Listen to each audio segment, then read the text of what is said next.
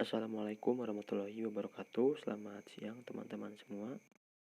Di sini kami dari kelompok 11 akan membahas tentang pemerintahan shogunat sampai restorasi Meiji, yang dimana beranggotakan Adrianur Julmi, LK Fikri Al-Hasani, Ya Yusuf Daru Abdurrahman. Nah, langsung saja saya serahkan kepada pematerian pertama. Baik, Assalamualaikum warahmatullahi wabarakatuh. Izin memperkenalkan diri sebelumnya. Nama saya Adrian Nuruzlomi dengan NPM 202171077. Di sini saya akan menjelaskan tentang munculnya pemerintahan shogunat dan jalannya pemerintahan shogunat itu sendiri gitu kan. Nah, Jepang sebelumnya merupakan negara dengan berbagai macam kekuasaan yang membuat Jepang sering terjadi konflik berupa gesekan dan peperangan yang berkesinambungan. Konflik mengenai perbuatan kekuasaan adalah inti daripada permasalahan atau peperangan yang ada di Jepang itu sendiri. Jepang berhasil disatukan dan menjadi negara yang utuh ketika berada pada masa pemerintahan Shogun Tokugawa. Pemerintahan ini berhasil melanjutkan apa yang sudah diwariskan daripada keshogunan terdahulu mengenai persatuan wilayah, sehingga dapat dikembali diwujudkan oleh Keshogunan Tokugawa. Keshogunan Tokugawa itu sendiri mulai memerintah di wilayah Jepang pada tanggal 24 Maret 1603 yang ditandai oleh diangkatnya Tokugawa Ieyasu sebagai Seitai Shogun atau pemimpin tertinggi pemerintahan. Era pemerintahan daripada Tokugawa juga dikenal sebagai zaman Edo dikarenakan ibu kota daripada pemerintahan yang terletak di Tokyo sehingga disebut sebagai zaman Edo. Shogun itu sendiri memiliki kekuasaan yang tidak terbatas sehingga disebut juga sebagai Okamai sama atau pemerintahan dewa. Shogun menerapkan sistem pemerintahan militer yang dipimpin langsung oleh shogun, sementara kaisar hanyalah memerintah secara sipil dan ada bagian-bagian di daerah tertentu yang dimana hanya shogun lah yang yang bisa bisa disebut sebagai uh,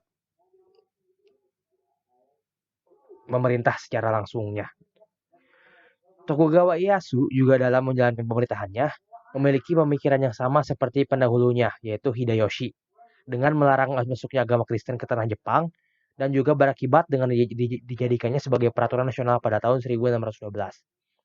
Peraturan mengenai larangan agama tersebut disusul dengan adanya kebijakan yang melarang orang Jepang untuk pergi ke luar negeri pada tahun 1635. Sehubungan dengan kebijakan tersebut, adanya pengetatan mengenai perdagangan yang dilakukan oleh pemerintah Jepang dimulai pada tahun 1639. Sehingga hanya orang Belanda lah yang diizinkan untuk berdagang. Itu pun harus melalui kantor dagangnya yang berada di Hiroshima dan Nagasaki. Kebijakan inilah yang disebut sebagai kebijakan isolasi atau sakoku. Pada masa pemerintahan Tokugawa, setiap daerah feodal memiliki pemimpin yang disebut dengan daimyo. Daimyo itu sendiri hanya dijadikan sebagai simbol pimpinan struktur negara. Periode daripada dimulainya struktur pemerintahan ini diawali oleh Minamoto no Yoritomo yang menggagas pemerintahan Bakufu atau pemerintahan shogun atau pemerintahan di militer. Para shogun juga diberikan kekuasaan dalam hal militer oleh kaisar yang juga dibantu oleh daimyo. Ieyasu menjadikan para daimyo sebagai fokus utama dalam membuat kebijakan. Dikarenakan setiap peristiwa yang terjadi mengenai pemberontakan pasti berkaitan dengan para daimyo. Sehingga Tokugawa Ieyasu meminta para daimyo untuk mengabdi sepenuh hati dan setia pada pemerintahan yang ada. Serta Tokugawa Ieyasu melarang para daimyo untuk membentuk aliansi antar sesama daimyo sehingga tidak atau meminimalisir terjadi pemberontakan atas pergerakan daripada daimyo itu sendiri gitu kan. Dalam sistem sosial pada masa shogun itu sendiri dibagi menjadi 4 kelas yang biasa disebut dengan shinokosho, yaitu singkatan dari shi dari bushi yang memiliki arti militer, no yang berarti petani, ko yang berarti tukang, serta sho yang berarti pedagang. Adapun kelas yang lebih rendah daripada keempat kelas tersebut adalah kelas eta dan hinin yang disamakan dengan budak. Mungkin seperti itu saja yang dapat saya sampaikan. Saya kembalikan kepada teman saya yang akan melanjutkan presentasi. Terima kasih. Assalamualaikum warahmatullahi wabarakatuh. Baik, Assalamualaikum warahmatullahi wabarakatuh. Nama saya Da Yusuf Abdurrahman, NPM terakhir 084. Saya akan mempresentasikan materi tentang berakhirnya pemerintahan shogunat. Keshogunan Tokugawa secara formal berakhir pada 9 November 1867 ketika Shogun Tokugawa ke-15. Tokugawa Yoshinobu menyerahkan kekuasaannya prerogatifnya kepada kaisar. 10 hari selanjutnya, Yoshinobu mengundurkan diri dari jabatan untuk kepala negara. Peristiwa ini merupakan titik awal restorasi kekuasaan Kaisar Taisei Hokan. Meskipun Yoshinobu masih tetap memiliki kekuasaan yang signifikan. Tidak lama selanjutnya, pada Januari 1868, pecah Perang Boshin atau Perang Tahun Naga yang diawali dengan pertempuran Toba Fushimi. Dalam pertempuran itu, tentara domain Chosu dan tentara domain Satsuma mengalahkan tentara mantan kesogunan.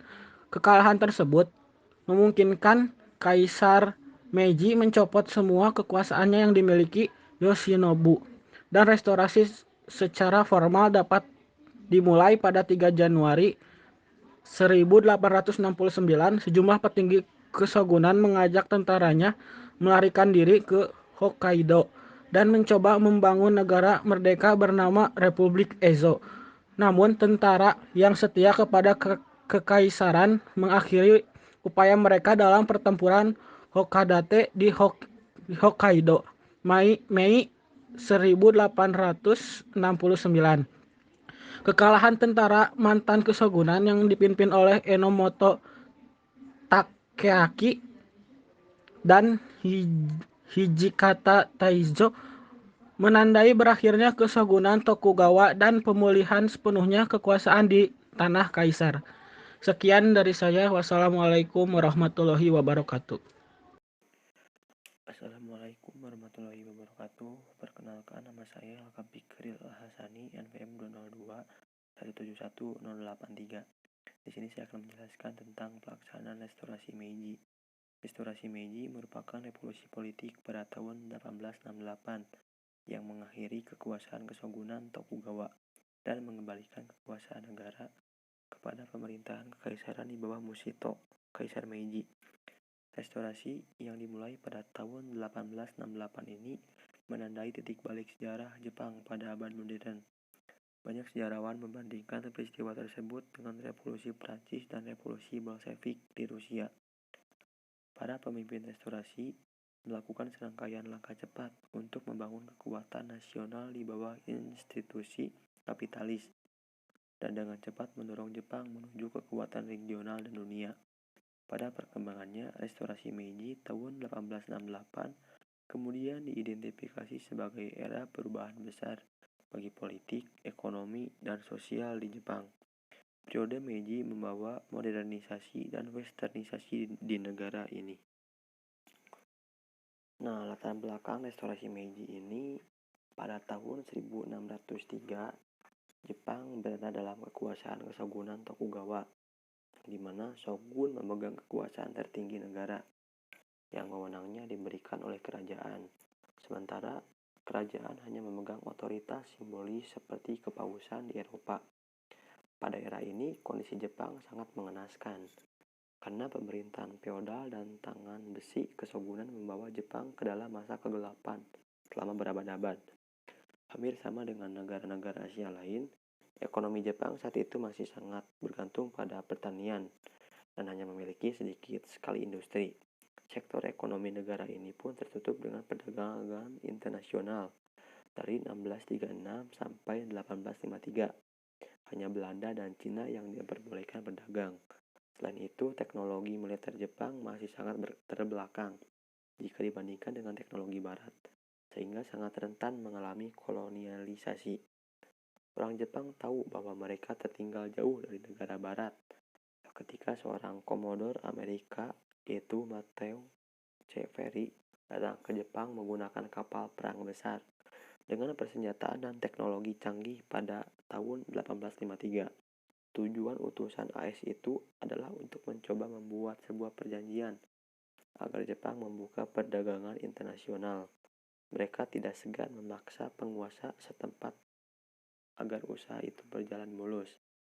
Setelah peristiwa itu, tokoh Jepang yaitu Daimyo Shimazu Nariakira menyimpulkan bahwa jika kita mengambil inisiatif, kita bisa mendominasi.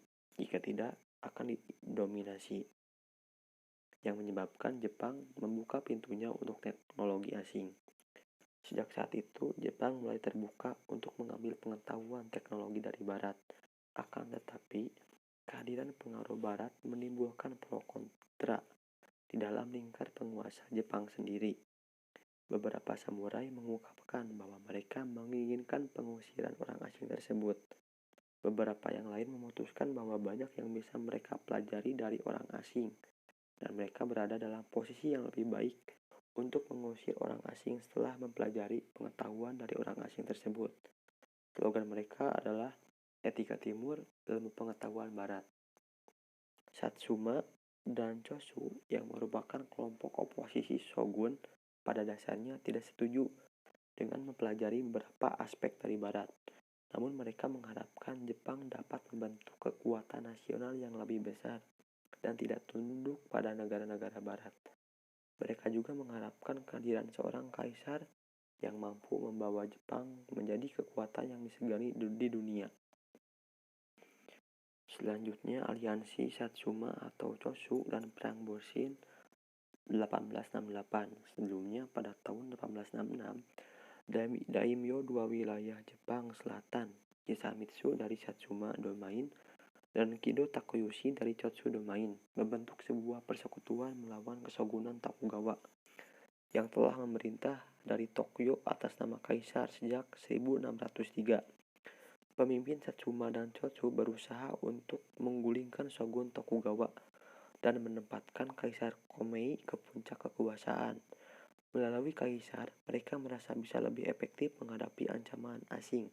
Namun, Komei meninggal pada bulan Januari 1867 dan anaknya Musehito yang masih berusia 14 tahun naik ke tahta sebagai Kaisar Meiji pada tanggal 3 Februari 1867.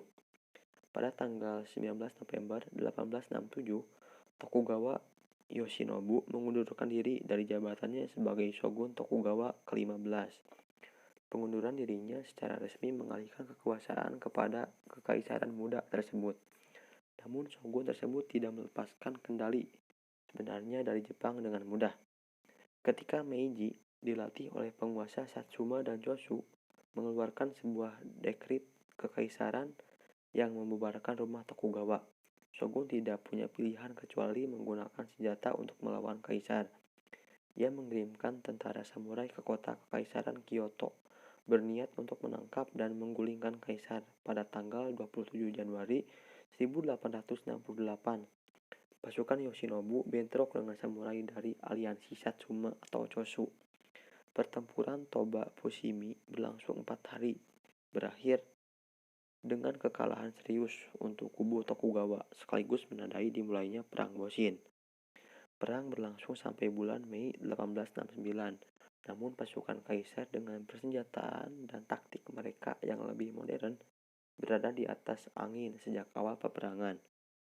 Tokugawa Yoshinobu menyerahkan diri sebagai Seigo Takamori dari Satsuma dan menyerahkan istana Edo pada tanggal 11 April 1869. Beberapa samurai dan daimyo lebih berkomitmen bertempur selama 1 bulan lagi di benteng-benteng di ujung utara negara tersebut. Kendati demikian, restorasi Meiji sudah tidak dapat terbendung. Dimulainya restorasi Meiji ini ada beberapa tujuan awal. Yang pertama, pembentukan dewan secara luas di berbagai daerah. Semua persoalan penting dimusyawarahkan bersama. Yang kedua, semua kalangan atas dan bawah harus bersatu dalam menjalankan urusan negara.